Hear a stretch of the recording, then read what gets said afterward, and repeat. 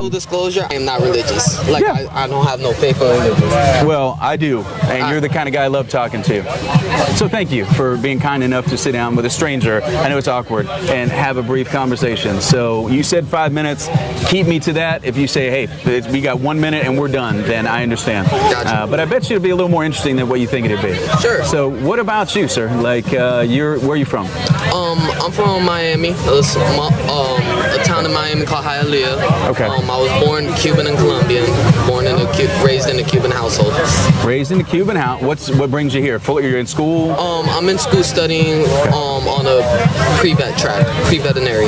That's interesting, man. I went to school here a long time ago. It opened a lot of doors for me. The school was really good. I hope it does for you too. It's already opening a lot of doors for me, so I like it here. I met my wife here like 22 years ago, man, and that building right over there. Ended up meeting her. So we're here 4 kids later, and I retired out of the Army, so I was in the military for 26 years. Well, thank you for your service. Oh, thank you, X. And got done with that, man, in 23. Retired. I work at a church out in Lutz, Florida. Idlewild is our church, and this is actually a young adults group here, man. We got hundreds of guys that come out every Tuesday. One of our pastors talks with you guys, gets to know y'all, and the president of the university is a member of our church. We got a lot of folks, a lot of students here that come out. What do you think about Jesus? I'm just going to cut right to it for time's sake. All right.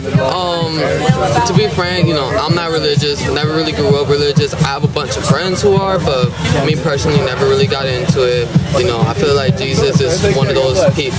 Is one of those like people that people look up to and find like a way of how can I'm trying to find like the words to put it. That way it doesn't sound like nonsense, but no, it doesn't sound like it so far, man. So like for me, Jesus is just somebody a person that people believe in to like go out through their lives. Okay. Somebody who gives them motivation to live, do good, everything. And that's how I feel like most religions are. Okay. Like, that's why like me personally, even though I'm not religious, I never put it down because like I see that it's doing good for other people and stuff. So it's one of those things that like I'm glad to see like people found peace in it and found like enjoyment in it. Yeah. And I appreciate that. That is a great answer to the question, and thank you for that. Just for the interest of time, and you appear to me to be a man that appreciates cutting to the chase, right? Let me tell you what Jesus has to do with you. Is that okay? Sure. This is what I think. And you take it with you. I'm not going to ask you to give me anything today or pray with me or make any, something like that, commitments to something. I want you to think about this because this is something I didn't come up with. For 2,000 years, guys like me have been coming out to guys like you. We've been saying, hey, there's this message we want to share, and what in the world does that have to do with anybody is the question. So as Christians, we believe that Jesus is God himself. Okay? He is the one who created you. He made heaven and earth. Everything you see is his. Now it's a fallen world, but it was created by him and for him, the Bible says, and in him it has its existence. Very being. So this is the Jesus I'm talking about, who entered into his creation, lived a life 2,000 years ago, was crucified, and his eyewitnesses, so many that saw him, said after that crucifixion by a professional Roman squad of soldiers, they saw him resurrected. Now that is an unusual thing. Dead people don't resurrect. So even in the Bible, there's not like this happened every Wednesday and guys were like, yeah, big deal, another one. This was unusual. This never happens, almost, you could say. God does miracles. Why does that have anything to do with you? Well, that's what I'm trying to tell you. So when you die, there's a day of judgment. Again, I'm cutting to the chase. There's a day of judgment to come for you. You won't do well before your Creator, and I'll tell you why. You look at the 10 Commandments and ask yourself, if that's how God judges, I am not your judge, X. And in fact, you're not even your lawful judge, but I'm asking you to judge yourself. If you stood before God and he judged you by the 10 Commandments, have you ever told a lie? Yeah. What does that make you if you've ever told a lie? What do you call me if I lied to you today?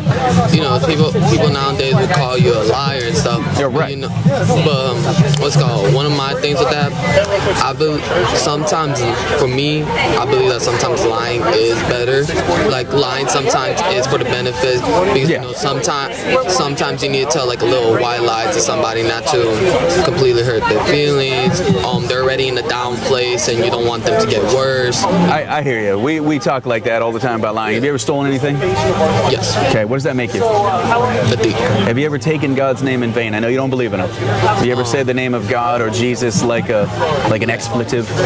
Like one of those things that like you're shocked, like, oh my God. Sure. Yeah. Okay. It's called blasphemy, according to Jesus. Last question on the law. Jesus said, if you look with lust, you commit adultery in your heart. It's the seventh of the 10 Commandments. This is the one that nailed me. All right. So, by your own admission, X, you're a lying, thieving, blasphemous adulterer at heart. You're not a good person. You're like the rest of us. You got a sin problem. Now, that is therefore what Jesus begins to have to do with you. And I said I'm cutting to the chase with it. So, according to the Bible, he literally comes to be a substitute for you. You deserve judgment. You're headed for it. And if you stood before God and he's holy and he judges you, he'd be right to condemn you. You've broken his laws. He's a judge. He's just.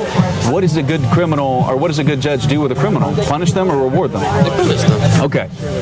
Then I'm finishing with this. According to the Bible, Jesus, God himself, takes off the judge's robe, puts on your robe, enters his own creation, suffers, dies, resurrects, paying the fine for people like me.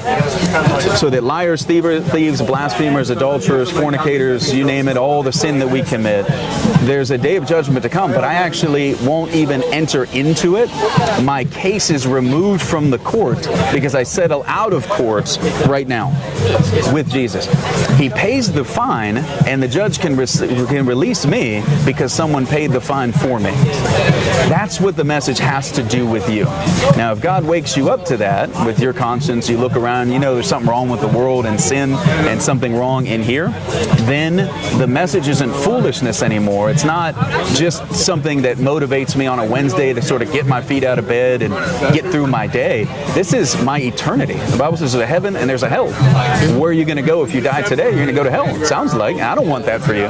So I'd come out here, X, and I'd stop a stranger and I'd say, hey, this message is not new. I'm not sharing anything new. We've been doing this in every language around the world for 2,000 years. I'm just a part of that group. And here we are in English having this talk. And I'm asking you to consider it. But what are your thoughts on any of that, man? I took 2 minutes there, I think. What are your thoughts on it? Like on the whole thing, or just that little portion right there? Whatever comes to mind. So the whole thing. Whatever. I'm gonna say right now, the whole thing. Like so far on this campus, you know, on this campus, there's a lot of people like you out here spreading the word, spreading the gospel and stuff. In my opinion, I'm gonna just say you honestly have been the better conversation, like one of amongst the best. Because most of the time, when I have this conversation with people, they turn to stuff I don't like, which is aggressively talking about, you know, all the bad stuff. Like I understand the bad stuff, you know, we need to talk about it and stuff. The cross makes no sense if I don't talk about sin. Yes, of course. Yeah. But you know, I feel like a lot of people, they try to go too aggressive with it. Like, you know where Cooper Hall is, right? I think so. So people, like, I remember last year. Oh, I know what you're talking about. Mm-hmm. Yeah, the 20-foot flag. Yep, and like they go out there. Those people, I don't know them. I don't like them because you have people like you who they say the bad stuff, but they also talk about the positivity. They talk nothing about the bad stuff. They talk nothing. Like every time I'm there, I think I know the type. Yeah, so I don't really like those people, and for some reason, those are normally the ones that stop me. Okay. But I stopped you with a little different. No. And then, you know, like I told you before this, or I forgot if it was in the beginning, before, I have a lot of friends that are religious. Okay. My best friend, who he now cuts he's now barber, finished barber school, cuts hair. He did it because he wants to spread the gospel by cutting hair. You got a captive audience. Mm-hmm, and then one of the biggest male role models for me, he was my basketball trainer at first, turned into a male role model. He uses basketball as a way to spread the gospel and be a light in the community. Okay. And I helped him around there, especially with the basketball and mentoring aspect with it. Yeah. So like I appreciate people like y'all who find find more of the good in it, to tell people like, y'all mentioned the bad, but I like how I'm finding good. Okay. So like with this conversation, I take in, you have a good place, you know how to talk about it and stuff. Okay. Me personally, Pretty hard message still though. yeah, no, it's a But pretty hard message. I hope it makes sense. Yeah, no, it If makes what I'm sense. telling you is true, you owe it to yourself to look into it. Of course. Would you agree with that? If no, what of I'm telling you is true. And I probably would. Okay. I probably would too, but knowing me is probably gonna be one of those things I'm gonna look into it for a little bit and either A, get too busy, or B, not find interest, because that's normally what happened. Like if I'm meant to be that I cross, like if it's meant to be that later on or now I cross over to the faith and stuff, I still really haven't found the passion for it and stuff like that. I didn't either until God made sense of it to me. So my job is just to be that witness. The Greek word is martyr in your life, to be a witness to Jesus' resurrection. And if I make sense of it a little bit in light of sin, then it's not just some message about some dude 2,000 years ago in Israel. It's right here on this sidewalk. And that was my goal. And now you have a Bible at home? You have access to a Bible? I don't have a Bible. Okay, can I offer you one? You got a book bag? You shove it in? Not on me right now. It's in my. Oh, you don't have it. work. I'm on work break. I'm on work break right now too. Okay. Well, you can get a free, app any day. BibleGateway.com. You can download the app. Can I invite you to go and check out the New Testament and maybe the Gospel of John? That's on the website. Or It's any Bible you get. You go to the New Testament. If that was like if it was a Bible, or is that like something you're offering me to go like in person to something? Well, I would definitely invite you to my church, which is Idlewild, out in Lutz. We got young adults groups, man, hundreds of guys your age that come out every week, Tuesday nights, and do a service. They feed, they bring food, they bring guys out. I'd love to invite you to that and chat with you some more, introduce you around. I'm not usually at them, but these guys are. So these guys kind of run that. So grab one of those on your way out. I should have some over here. In fact, let me grab one. So you can carry that with you in your pocket, not as big as the Bible there. But that's an invite there to some other things. But no, get a hold of a Bible anywhere. You can get it on your phone. You can get the Bible Gateway app and check it out. The Gospel of John is a fourth book in your New Testament, really written to a general audience. Captures the teaching of Jesus from an eyewitness, what he taught, what he did, how he did it. And I want to invite you to just, as you go from here, Eggs, to consider that in your life, because it directly applies to you. And that's my joy to come out and talk with you about it today. Pleasure Yeah, man. meeting you, Hey.